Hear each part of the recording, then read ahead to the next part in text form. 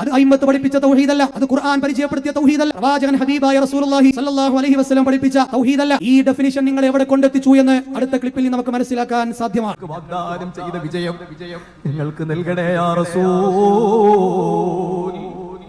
ഈ അക്രമത്തിന്, ഈ ക്രൂരതക്ക് അങ്ങ് ഞങ്ങളോട് പൊറുക്കണേ യാ റസൂലല്ലാഹ്. ഹൃദയം പിടക്കുന്നു യാ റസൂലല്ലാഹ്.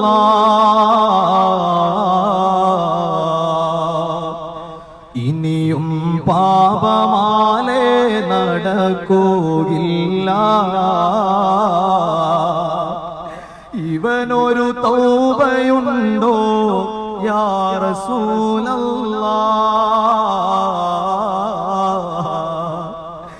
ഇവനൊരു തൗബയുണ്ടോ യാ റസൂലല്ലാഹ്. ഇനി ഞാൻ ചെയ്യുകയില്ല യാ ഹബീബല്ലാഹ്.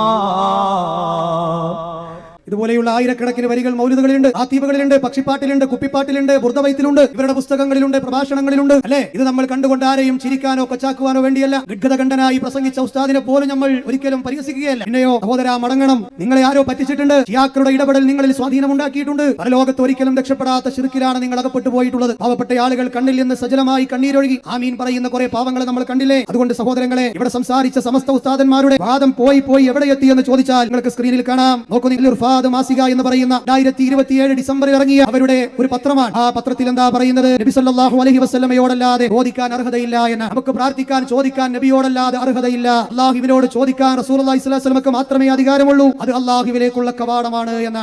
പോയി അവിടെ എത്തി. റബ്ബിനോട് ചോദിക്കാൻ നമുക്ക് അർഹതയില്ല എന്നവരെ പറയുന്ന ഒരവസ്ഥയിലേക്ക് ഇവരുടെ ഈ ഷിയാക്കളുടെ വാദം നെഞ്ചിലേറ്റിയപ്പോ പെടേണ്ട ഒരു അവസ്ഥയുണ്ടായി. ആലോചിച്ച് നോക്കൂ നിങ്ങൾ, ഇവിടേക്ക് എവിടെ നിന്ന് കിട്ടി ഈ വാദം? അല്ലാഹുവിനോട് നമുക്ക് ചോദിക്കാൻ അവകാശമില്ല എന്നുള്ള വാദം. നോക്കൂ നിങ്ങൾ, അത്ഭുതമാണ്. മക്കയിലെ മുശ്രിക്കുകളായ ആളുകൾ സൂറത്ത് യൂനുസിലെ 31-ാമത്തെ വചനത്തെ വിശദീകരിക്കുന്ന ഭാഗത്ത് ഇമാം റാസി റഹിമഹുല്ല പറയുന്നുണ്ട്. അവർ പറഞ്ഞിരുന്നത് എന്താണ്? മാ ഹഖാഹുല്ലാഹു തആല അൻഹും ഫീ ഹാദിഹിൽ ആയ ഹും ഖൗലുഹും ഹൗലാഇ ശുഫാഉന ഇൻദല്ലാഹ് ഫഅലം മിനൻ നാസി മൻ ഖാല ഇന്ന ഉലൈകൽ കുഫാര തവഹമു അന്ന ഇബാദത്തൽ അസ്നാം അശദ്ദു ഫീ തഗ്ലീമില്ലാ മിൻ ഇബാദത്തി സുബ്ഹാനഹു വ തആല ഖാലു ലൈസത് ലനാ അഹ്ലിയാ.